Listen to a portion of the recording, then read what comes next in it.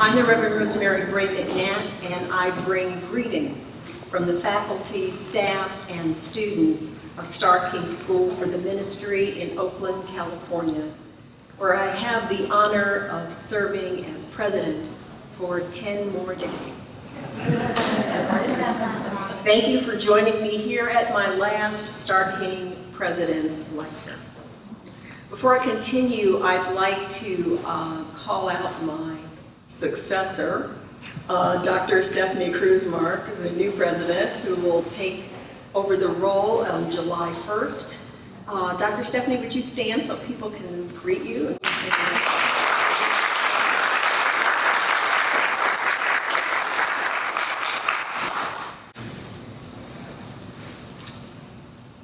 it's good to have you here with us. I am a straight female presenting African-American woman. I am 70 years old.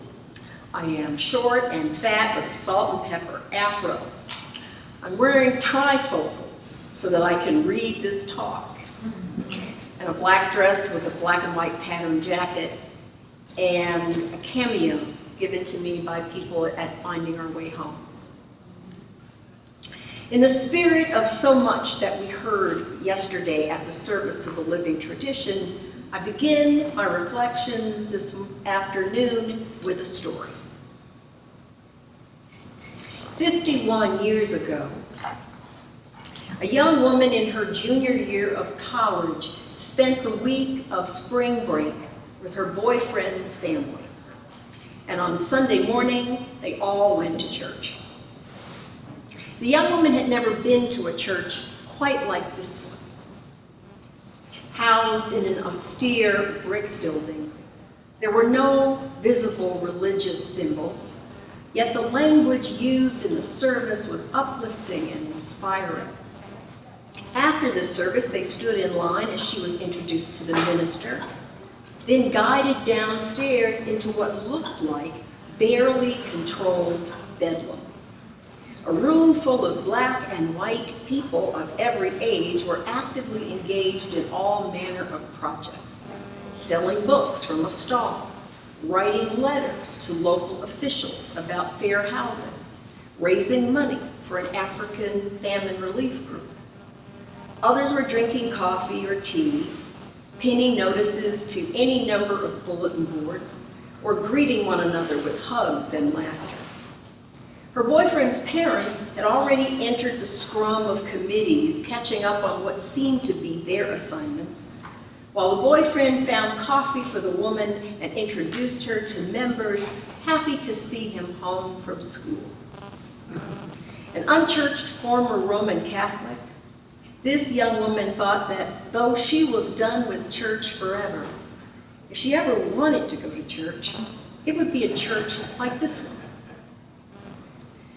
41 years ago, that young couple was married in a similar church in another city, went on their honeymoon, and returned home to begin their life together.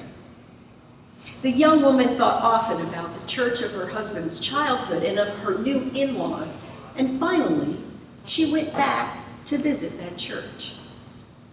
Again, she was warmly welcomed, and all the things she enjoyed about that early visit, the inspiring sermons, the beehive of social justice activities, they were still there. 40 years ago, she signed the membership book. It didn't take long for her to immerse herself in a host of committees, church council, the internship committee, all kinds of committees. 31 years ago, the young couple dedicated their firstborn child, a son, in front of the whole congregation. 28 years ago, they dedicated their second-born child, also a son, in that same church. And 25 years ago, that same woman was ordained by the congregation that had first welcomed her as a visiting college student decades before.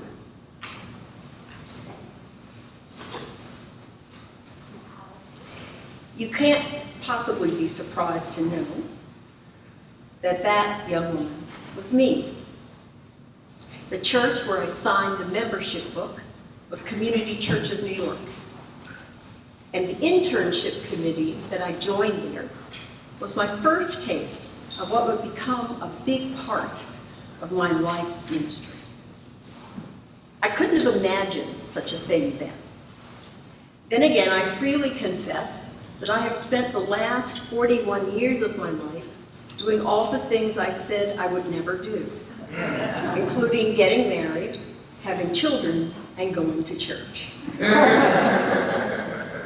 So becoming a minister and later a seminary president was feeling like overachievement to me.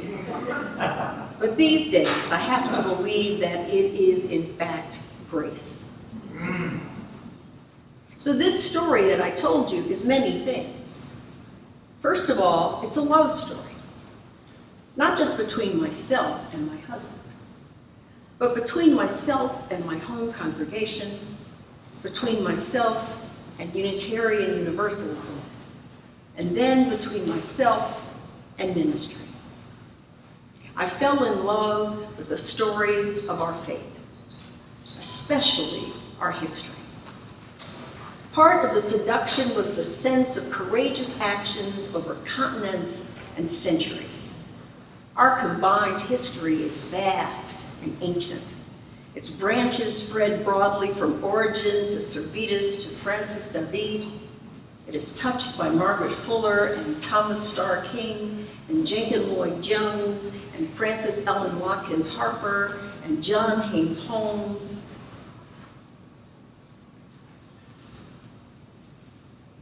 It is a rich and important history that moves us from Thomas Lamb Eliot to Earl Morse Wilbur, from Theodore Parker to Rebecca Parker.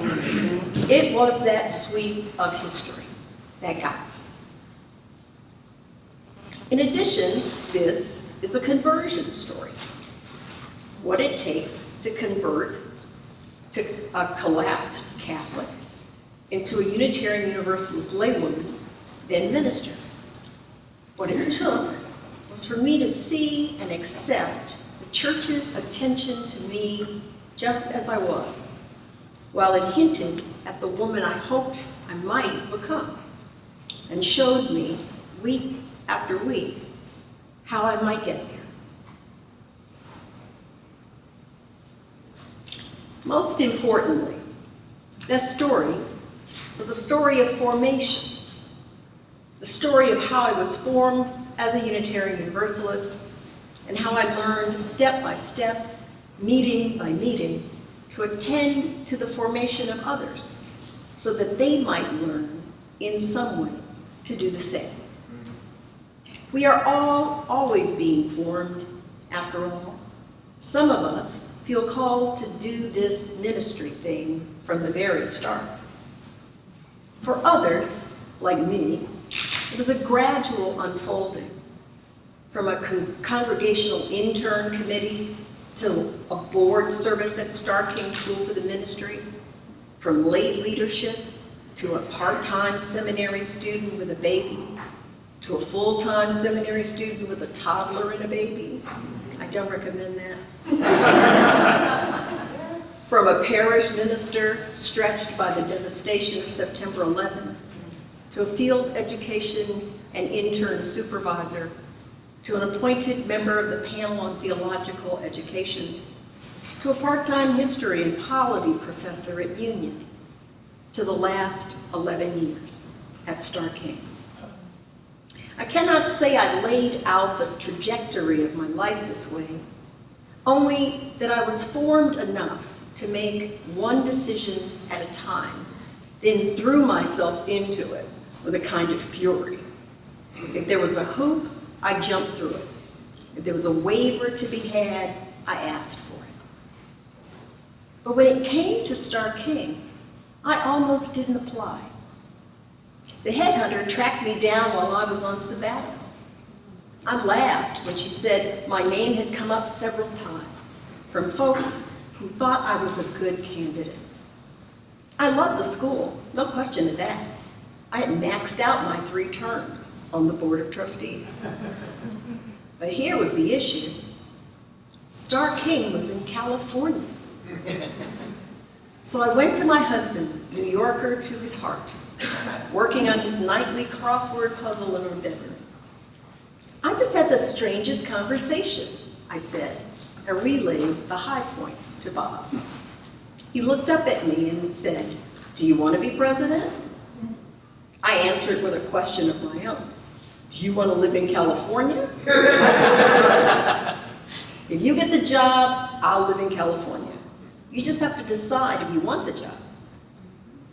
After a couple of days, I thought I would give it a shot, even though Berkeley wasn't New York. A couple of days later, though, I talked myself out of applying. I went back to Bob with my reservations. "I don't have a PhD, Bob. You know, you might not find a job, and don't do that," Bob said, interrupting me. "You let them tell you no if they don't want you for that job. Don't you say no for them."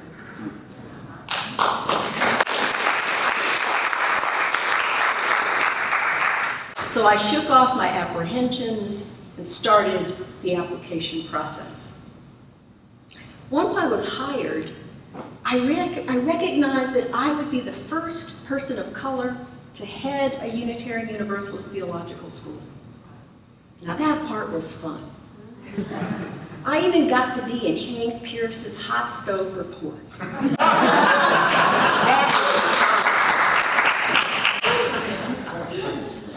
I had 4 whole days of bliss and excitement about my new role.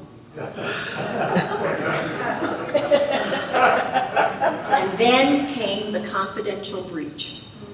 Search-related documents sent to everyone in the UU universe.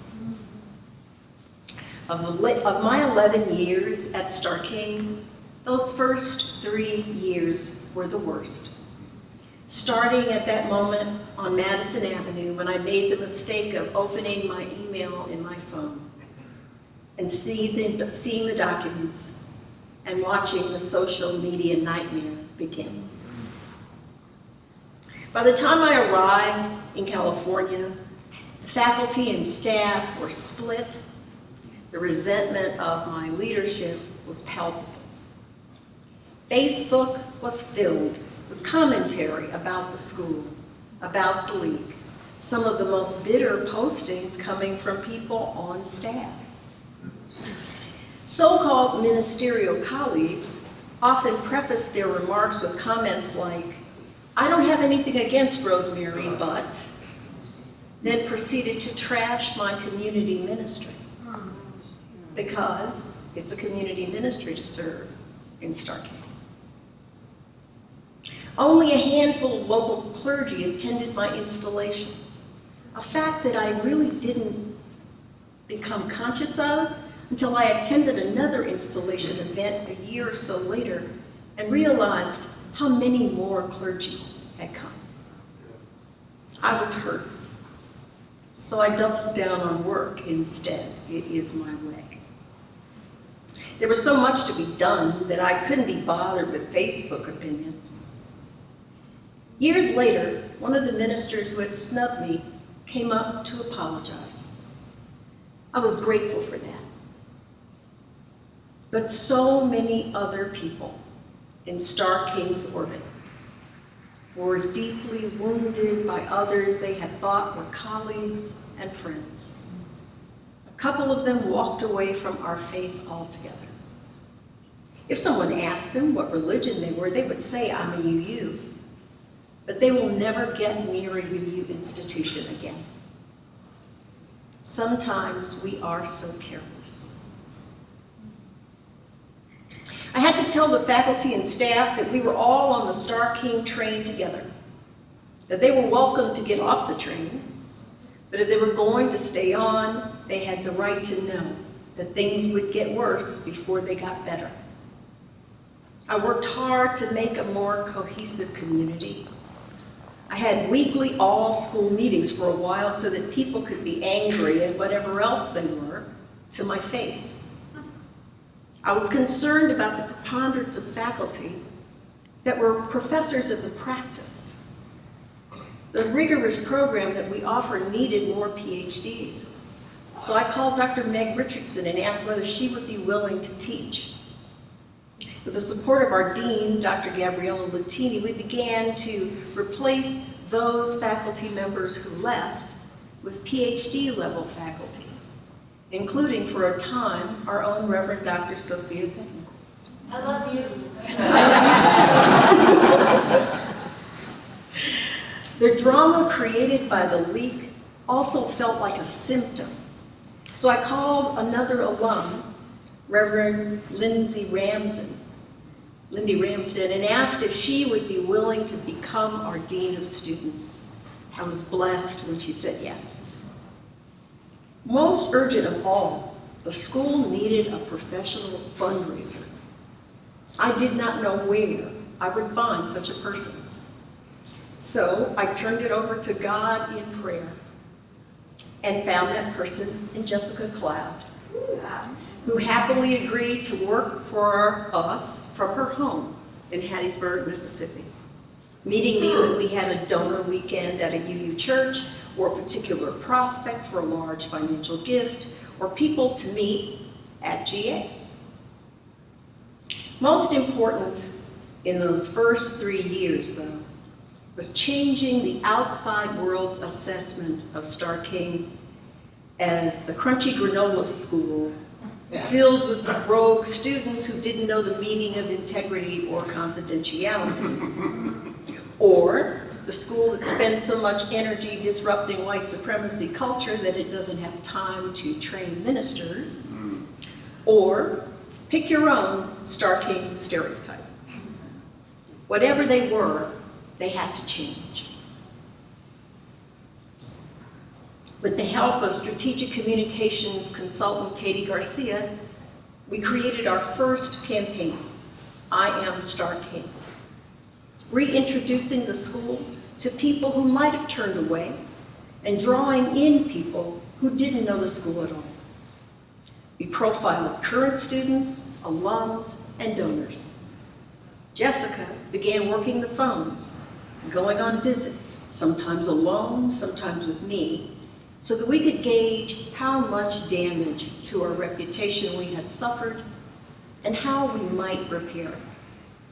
For some people, the pain and slights that occurred even long before I had arrived made reconciliation impossible.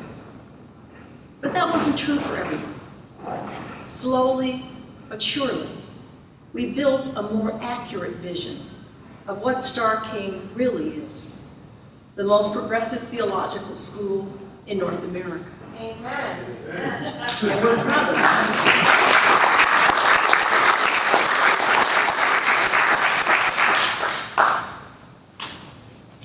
These 11 years have been filled with stress and disappointment and grief. There's no doubt about that. 2018 was a banner year for loss in my own life. My beloved mother, Mary, my brother-in-law, Glenn, and my treasured assistant, Sarah, all died within 6 months of each other. We sold the school's beloved building and crafted a partnership deal with Mills College as part of their own reimagined campus plan.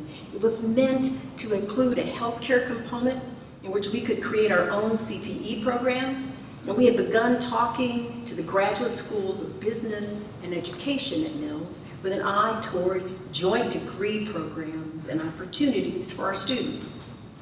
Best of all, Mills had dormitory space that could provide low-cost student housing. But the pandemic ended that dream. Both for Starr King and for Mills, stripped of students, Mills collapsed and prepared to close until Northeastern University acquired the school and then booted out all their partners and tenants, including us. And so we were on the move again, this time to light-filled offices in downtown Oakland, across from the old Oakland Tribune building. Knowing all that I know, would I do it again? Would I leave my beloved Manhattan for Oakland and the extraordinary place that is Starr King? I absolutely would. These 11 years have brought me so much joy and so much pride in the people who study with us. We have graduated 182 students on my watch.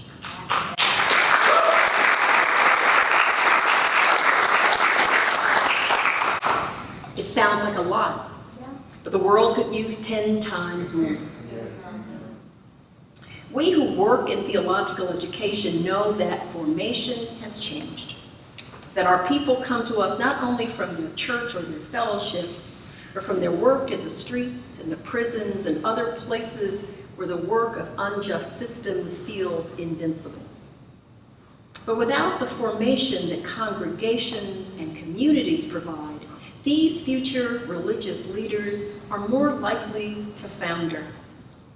Unitarian Universalism is a faith in which its leaders are meant to be called out from among the people, but not just any people. We are meant to be called out from among the people with whom we have covenanted to walk together. Too many of our students, wherever they study, struggle because they are attached to congregations that do not take their role seriously enough, or congregations that have lost their own way, forgetting that they are meant to be the place where a member's call to ministry might be heard and recognized. Or perhaps they have no congregation at all and don't realize what it is that they have missed. For some congregations, the responsibilities are even greater. A portion of their time and talent and treasure ought to be invested in people who long to answer their call. Other congregations and their ministers can make room for intern and field education opportunities so the seminarians have a healthy and nurturing place to learn their most effective ministries. If we want ministers for our congregations, we must grow our own, support our own, mentor our own. The ministers we seek are already being formed in the pews and the coffee hours and the assembly halls of our churches. We just don't know it yet. Sometimes when I'm in my office, and now my computer goes, sometimes when I'm in my office and I look across the street at the Oakland Tribune building, and I think about the fact that except for the pull of formation, I would have stayed in journalism, like my brother and my late brother-in-law, the man who first brought me to that austere brick building on 35th Street. But he did bring me there on that spring afternoon, and though I didn't see them then, the first threads of the interdependent web had already caught and held me. Yeah. And that is how you find me. Thank you. Aww.